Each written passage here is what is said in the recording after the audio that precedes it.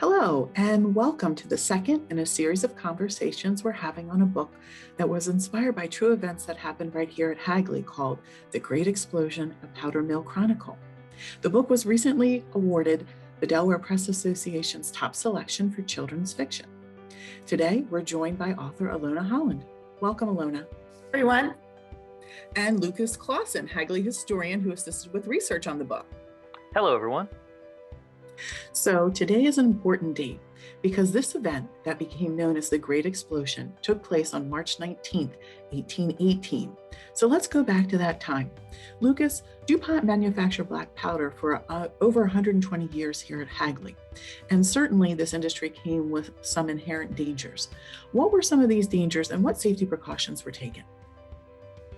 E.I. DuPont knew when he started the black powder yards that it's a dangerous business. He learned the business of black powder in France, studying with Antoine Laurent Lavoisier, but also working at the French National Black Powder Factory at Essonne.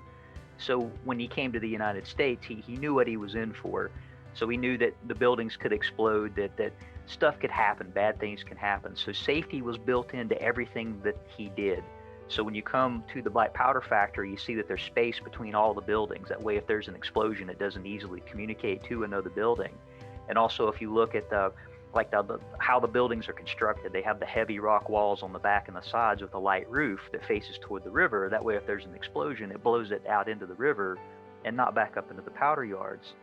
And they took safety pretty seriously. They had a whole set of rules and regulations to govern what workers could and couldn't do, how machinery should be taken care of. So they inspected workers whenever they came into the powder yard to make sure that they didn't have any metal in their shoes, any metal nails in their shoes or anything that could start a fire like smoking materials. And whenever they left every day, that they didn't have black powder in their clothing. And they also started a full maintenance schedule where every year they would take the buildings apart and put them back together again, quite literally. Take them down to the ground and put them back together again if it needed it, take the machinery apart, do maintenance.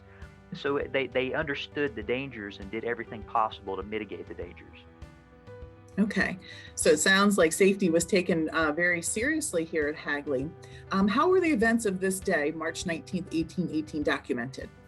There are several sources here at Hagley that document the Great Explosion. One is Eleuthere DuPont, who survived the explosion. She wrote about it a few years after the fact, and it was an account based on her memories, her sister Sophie's memories. She took it all down to make sure that to record the day. Also, a fellow named Gabriel Denisot, who was a representative of one of the investors in France that happened to be in Delaware when the explosion happened. So he wrote a full account that included all the buildings that were destroyed. He even drew a map of the powder yards to go along with it. Several DuPont family members took these sources one step further. People like Lamont DuPont, who was a later company partner, studied the explosion. So he talked with a lot of people who were involved in the explosion and asked them about it to try to figure out how to prevent accidents in the future. So he wrote about it, as did Francis Gurney DuPont, another family member, to try to figure out how explosions happen and how to prevent them. So they did a lot of research and put a lot of materials together, which are in our collections about this. Okay, so it sounds like the day is well documented. Alona, is it known what caused this great explosion of 1818? Yes, it is speculated that it was one of the machines in the glazing mill, and that machine was making some strange noises, and the workers reported it to the foreman. But sadly, the foreman disregarded their concerns and sent them back. They had turned off the machine, and he sent them back to turn it back on. And he never even made it all the way back to his own home when the explosion happened. And sadly, those two workers were killed at that time. So it sounds like there were some warning signs that were ignored there. Lucas, what was the impact of this explosion? So this was the largest explosion DuPont had experienced up to that point. There were 34 fatalities and multiple injuries in this. Plus, it pretty well wiped out the entire upper yard, so one of the large sections of the DuPont powder yard. So this was quite a big deal. It also, because of the loss of life, pushed the DuPont company to start a widow and orphan annuity program where they would pay widows $100 a year until they moved away or remarried. If a husband died in an explosion, it would give preferential treatment to orphans for hiring in the DuPont powder yards. Okay, and did this event change the business model at all for DuPont? Did they seek another industry following this major catastrophe? They stuck with explosives. Back to E.I. DuPont, they understood the dangers. And the way they dealt with it was to study the explosion and figure out why it happened and try to figure out how to prevent it from happening again. But it did not deter them in any way from manufacturing explosives. So, Alona, can you tell us, how did the day begin for the DuPont children? It actually was a very ordinary day. They were getting ready for school, and Eleathera writes about this as a recollection. She was 11 when this particular event happened, and she has very clear memories. And I'll read a little bit from her journal about that day.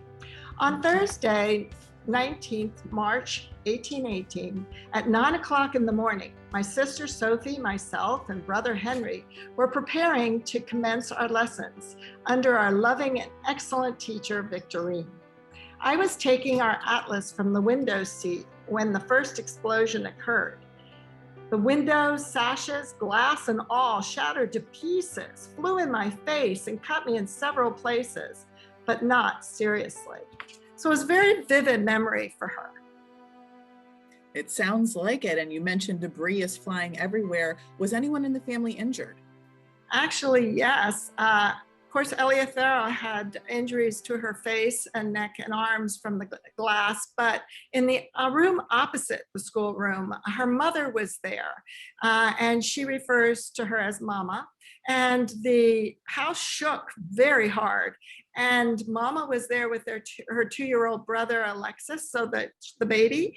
And when the house was shaking and things were flying, the plaster fell from the ceiling and fell directly on Mama's head as she was protecting Alexis. And she received a 3-inch gash in her head. It didn't kill her, but it really never, she never fully recovered from that blow. And it was very serious. Okay, and Alona, we mentioned this firsthand account that's recorded by Eleathera DuPont. What were some of the emotions conveyed in her records? Well, very interestingly, she didn't really convey a lot of emotions. I would have guessed there would be adjectives and emotive words, but they weren't.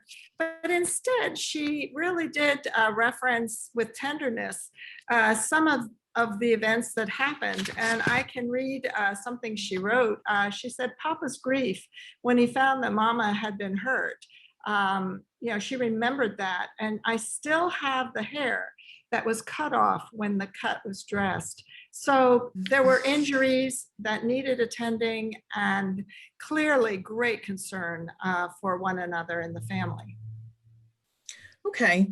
And Lucas, tell us a little bit about where the explosion began and what were the series of events that happened afterwards. So this explosion happened in what DuPont called the upper yard. So there were 2 powder yards in 1818. One, which was the original part, started in 1802, and the second, the Hagley yard, which everyone's more familiar with who visits Hagley, which was opened in 1814. So it was the upper yard. It started in a glazing mill and quickly spread to a couple of nearby buildings. But the whole explosion took place over about a 20-minute period. So the very beginning was the glazing mill, and where it ended was the magazine where black powder was stored. Okay. And also, Lucas, what impact do you feel this had among the DuPont children having to go through such a traumatic event together? It was certainly a shared experience that they witnessed this terrible explosion. They saw their mother severely injured. They saw each other severely injured. It's something that stuck in their minds for the rest of their lives. Like with Eleathera's account, over 30 years after it happened, that it was pretty alive to her. One of the main people that survived it was Henry DuPont, who ran the DuPont company the longest. He was president from 1850 until his death in 1889. But that's something that he referred back to as well as having experienced it and then wanting to prevent explosions. So it's quite a frame of reference for everyone who survived it for the rest of their lives. Okay. And Alona, if somebody would like to purchase a copy of The Great Explosion, a Powder Mill Chronicle, where can they find it? Certainly, they should go to Hagley's website and they can order it there. But as of April 1st, Hagley will be open and the museum store will be open, and they can buy a hard copy and have it right in their hands immediately.